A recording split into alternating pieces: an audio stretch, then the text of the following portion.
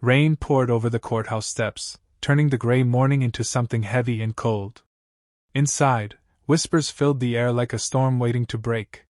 That's when the double doors swung open, and he walked in. Jack Turner, a single dad, a decorated Army veteran, now standing in cuffs. His uniform long gone, his name forgotten by the same people he once risked everything to protect.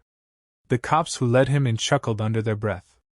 "Guess being a hero doesn't pay the bills," one of them muttered. Jack kept his head down. He wasn't here to argue, not for himself. Only for his son. 8-year-old Tommy sat on the front bench, his small hands clutching a worn-out photo of his dad in uniform. His eyes shimmered with confusion and fear. Jack's crime? He'd broken into a hardware store, not for money, not for greed, but to fix his home's broken heater in the middle of a freezing night. His son had asthma, and Jack couldn't afford the repairs after losing his job.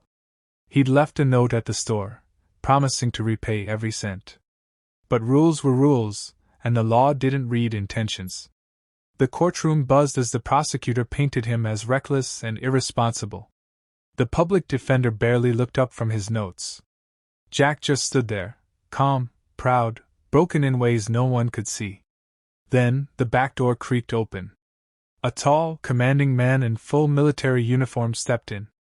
His chest glittered with ribbons and medals, the kind you only saw in history books or on Memorial Day parades. The bailiff stiffened. The judge froze.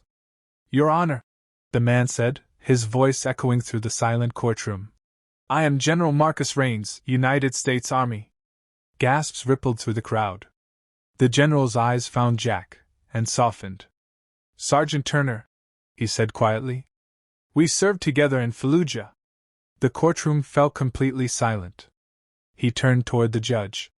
"This man once carried a wounded boy through sniper fire because he refused to leave anyone behind. He saved my life. And now I find him being humiliated in a courtroom for trying to keep his child alive?" The cops who had laughed earlier went pale. The judge tried to speak, but the general wasn't done. "You want justice?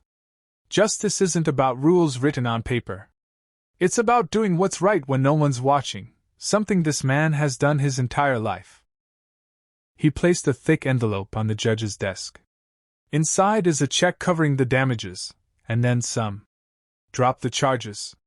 Or explain to the press why your courtroom punishes heroes."